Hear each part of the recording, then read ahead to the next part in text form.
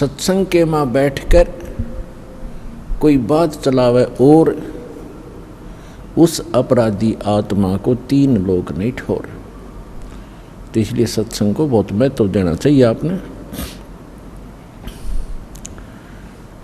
और ध्यान से एकाग्रचित्त से एक एक बात सुननी चाहिए। सौभाग्य आपका और परमात्मा ने अपन न्यारी कृपा कर रखी कि आपको ऐसे घोर कलयुग में किसी भी प्राणी को एक पल की चैन नहीं, एक पल की फुर्सत नहीं, समय नहीं उसके पास, और सारा दिन तो एक रोटी के लिए धक्के खाता भटकता है। सपने भी उसी के आते हैं, कल उसका देना है, उसका लेना है, ये करना है, वो करना है, और ऐसे और करना भगवान ने, होना वही जो उसकी किस्मत में। तो ये उसको याद भी हो तो भी वो उस पर रुक नहीं सकता, क्योंकि उसको सहारा भगवान का साथ चाहिए। तो इसलिए पुण्यात्माओं, आप आम आत्मा नहीं हो, आप परमात्मा के वो विशेष हीरे और मोती लाल हो जिनके लिए वो भटक रहा है। गोता मारूं स्वर्ग में जा बैठूं पाताल, गरीब दास ढूंढता फिरूं हीरे मोती लाल। 100 छल छिद्र में करूं अपने जन के काज, अरडक से पूजो मार दूं मैं नरसिंह धर के साज।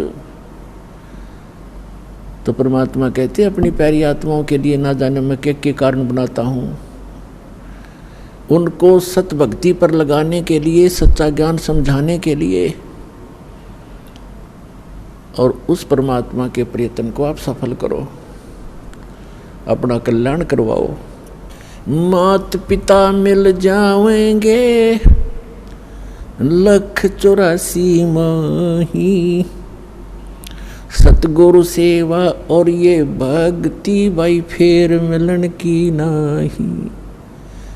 जिस भी शरीर में आप जाओगे, पशु के शरीर में को प्राप्त करोगे, वहाँ भी आपको फादर मदर मिल जाएंगे। आप गधे की योनि पाओगे, उसमें भी माता पिता मिल जाएंगे। और मनुष्य योनि भी प्राप्त करोगे, मनुष्य जीवन भी प्राप्त करोगे कभी, तो मनुष्य माता पिता फिर भी मिल जाएंगे। लेकिन सतगुरु सेवा और बंदगी भाई फेर मिलन की ना। सतगुरु मिले नहीं, और सतगुरु मिले तो या सेवा मिले। नकली सतगुरुओं के यहाँ अगर सेवा भी करते हो वो यूजलेस है। तो आज परमात्मा ने आप पर नारी कृपा कर रखी है कि आपको सतगुरु मिले, मानुष जीवन मिला। इसलिए परमात्मा के इस ज्ञान को आधार बना के अपना जीवन सफर तय करो। अपन आत्माओं, परमात्मा प्रत्येक युग में आते हैं और अपनी महिमा आप ही बताते हैं। परमात्मा की महिमा दूसरा कौन बता सकता है। हमारी बुद्धि पर पत्थर पड़ गए थे, हम सोचा करते ये संत परमात्मा की महिमा बतावेगा, ये बतावेगा। अरे भगवान की महिमा भगवान ही बता सकता है, अपने द्वारा रची हुई सृष्टि को स्वयं ही बता सकता है। एक ऋषि के बता सके भगवान के द्वारा रची सृष्टि को। अब एक पुत्र अपने पिता की उत्पत्ति कैसे बता सकता है? दादाजी बता सकता है। तो ऋषि तो इस काल के पुत्र, ब्रह्म के सरपुरुष के, और सबका दादा कबीर परमात्मा सत्य पुरुष। तो उस दादाजी ने आकर हमें बताया है, जो सबका दादा है, सबका बाबा है। गुरु नानक जी ने तो यहाँ तक कहा है, अगर कोई बाबा कहने का अधिकारी है तो कबीर है। ये समुद्र की साखियों में प्रमाण है। अगर कोई बाबा कहलाने का अधिकारी है तो कबीर साहब है। आलम बड़ा कबीर। तो पुण्यात्मा, सौभाग्य आपका, आपको ये ज्ञान सुनने को मिल रहा है। अभी तक तो आप अज्ञान से ठोक रखे थे। अब बताओ हम क्या साधना करते थे हिंदू धर्म के अंदर जन्म लेके। इन काल के ऋषि महर्षियों आचार्यों और शंकराचार्यों द्वारा दिए गए ज्ञान के आधार से हम कौन सी पूजाएं किया करते थे, आप सभी को मालूम है। ये दास भी वो भुगत भोगी है। कुछ तो देखम देखा, कुछ परंपरागत साधनाएं और कुछ किसी सिर फिरे संत ऋषि की ज्ञान विचार सुनकर पुस्तक पढ़कर या किसी भाई साथी बहन सहेली से सुनकर हम वही क्रियाएं करने लग जाते थे। कोई गोवर्धन की फेरी के लिए कहता हम वहाँ भी चले जाते हैं, कोई अमरनाथ के दर्शन के लिए प्रेरित करता हम तैयार हो जाते क्योंकि हमें भगवान की आवश्यकता थी, और कोई पंथ केदार के लिए प्रेरित करता उन 5 केदारों के भी दर्शन के लिए जाते, कोई पशुपति नाथ के लिए कहता हम नेपाल भी जाते, कोई सोमवार का व्रत बताता तो हम वो भी करते, कोई मंगलवार के लिए प्रेरित करता हम मंगलवार का व्रत भी प्रारंभ कर देते। पुण्यात्माओं, हमें अध्यात्म ज्ञान नहीं था, ये लोक वेद था।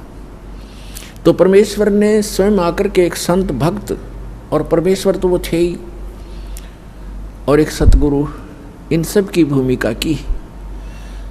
जब आदरणीय स्वामी रामानंद जी परमात्मा को देखा सतलोक के अंदर और फिर वापस देखा वहीं आपके अपने सामने बैठे उस बालक रूप में, तब कहा था दोहू ठौर है एक तू बया एक से दो, और गरीबदास हम कारणे तुम आए हो मगदो।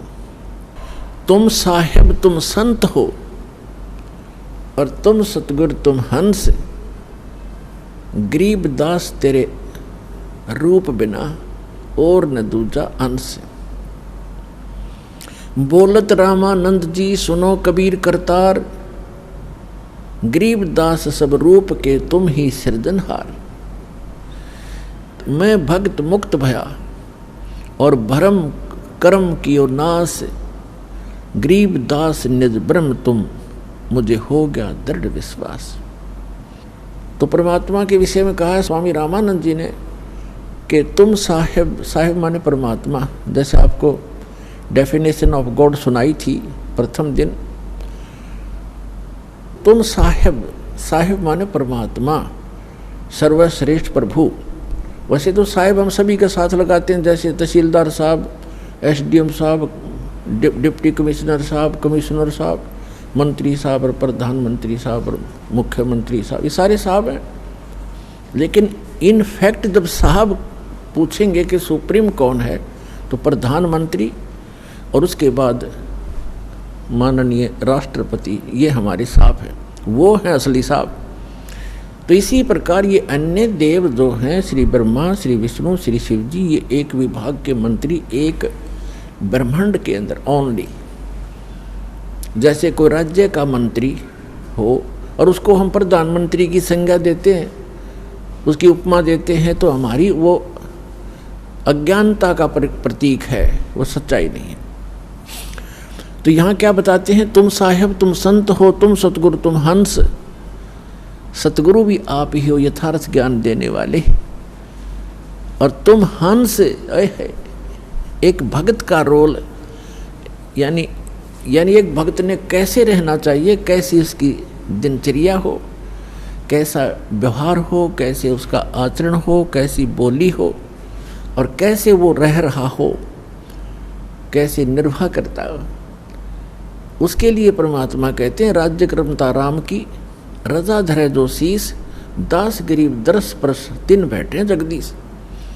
कि जो परमात्मा ने आपके प्रारब्ध में लिख दिया,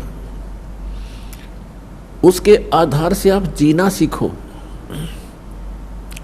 प्रारब्ध का मतलब है कि जैसे आप जी को कोई अच्छे घर में, अच्छा घर हम मानते हैं जिसका घना धन हो, कोई अच्छी पोस्ट हो उसकी, ठीक है, आपके संस्कारवश आपका कहीं ऐसा जन्म है, तो ये ना भूलना चाहिए कि आप चाहे कितने धनी व्यक्ति या कितने ही मंत्री प्रधानमंत्री के घर जन्म है आपको उतना ही स्थान चाहिएगा सोने और घूमने फिरने और क्रिया करने के लिए जितना एक निर्धन जहाँ गुजारा कर रहा है। एक कक्ष में, एक मकान में 20 कक्ष हों ऊपर नीचे, तो उस व्यक्ति ने एक ही कक्ष में, एक रूम में, एक तख्त पर, बिल पलंग पर, उतने स्थान पर टाइम पास करना है। तो परमात्मा ने हर तरह से हमें समझाने की चेष्टा की है। और परमात्मा पाने के लिए किसी को ये भ्रम हो कि धनी लोग जो घना दान धर्म करते हैं और उच्च जाति के हैं, पहले ये भ्रमना, ये भ्रांति बहुत ज़्यादा थी कि ब्राह्मण लोग ही मोक्ष प्राप्ति करते हैं, यही ऋषि महर्षि बनते हैं, इनके वंशज ही ऋषि महर्षि बनते हैं। तो परमात्मा ने ये सारी फड़क निकाली थी, ये सारी भ्रांतियाँ निवारण करने के लिए एक गरीब दुल्हाई की भूमिका की थी कि परमात्मा के भक्त को घड़ी जरूर आवश्यकता नहीं होती, और जब आवश्यकता होती है तो परमात्मा से वो छुपा नहीं होता, परमात्मा से कुछ छुपा नहीं, उसको सब पता होता है। जैसे हम कथाएं सुना करते थे, अब तो आपको ज्ञान हो गया है कि परमात्मा जो परमेश्वर है वही सब कुछ करता है। कबीर साहब ही सब दुख दूर करता है, लेकिन हम जिस भी इष्ट की स्तुति जहाँ बोल रही होती है, हम सभी उसकी पूजा करते हैं और मानते रहते हैं ये हमें सुख दे रहा है और सब कुछ कर रहा होता है कबीर भगवान, क्योंकि वो ही गीता अध्याय नंबर 15 के श्लोक नंबर 16 और 17 में 3 पुरुष हैं, क्षर पुरुष और अक्षर पुरुष। इनके विषय में बताया कि ये खुद विनाशवान है, इनके अंतर्गत जितने प्राणी वो विनाशवान है। उत्तम पुरुष है तू अन्य 17वें श्लोक में कहा। और ये लोग तरम अविश्य विवर्ती अवैश्वर है, वही सबका धारण पोषण करने वाला है, वो परम अक्षर ब्रह्म। इन दोनों से न्यारा सरपुरुष तो ये ब्रह्म है जो गीता का ज्ञान देता श्री कृष्ण में प्रवेश करके, और अक्षर पुरुष ये सरपुरुष जो है इसको सरब्रह्म भी कहते हैं, ज्योति निरंजन काल भी कहते हैं। ये केवल 21 ब्रह्मांड का स्वामी है, और अक्षर पुरुष 7 संग ब्रह्मांड का स्वामी है। और परम अक्षर ब्रह्म गीता अध्याय नंबर 8 के श्लोक नंबर 1 के उत्तर में अर्जुन को गीता ज्ञानदाता कहता है कि वो परम अक्षर ब्रह्म है, वो तत्ब्रह्म जो गीता ज्ञानदाता से अन्य और सुप्रीम गॉड है, कंप्लीट गॉड है। तो गीता अध्याय नंबर 15 के श्लोक नंबर 17 में कहा कि उत्तम पुरुष तु अन्य परमात्मा इति उदाहरत है। और ये लोग तरम आविश्य विभर्ती अवैश्वर है, वो तीनों लोकों में प्रवेश करके सबका धारण पोषण करता है, इंक्लूडिंग ब्रह्मा विष्णु महेश की भी वही आपत्ति निवारण करता है। जैसा कि आपको कल बताया था कि समुद्र पर जो पुल नहीं बन रहा था वो परमात्मा आए थे, क्योंकि वो भी उनके बच्चे हैं। चींटी से लेकर हाथी तक, रंग से लेकर राजा तक, देव से लेकर महादेव तक, निरंजन और दुर्गा तक उसी के बच्चे हैं। अपने बच्चों को वही संभालता है। अब जो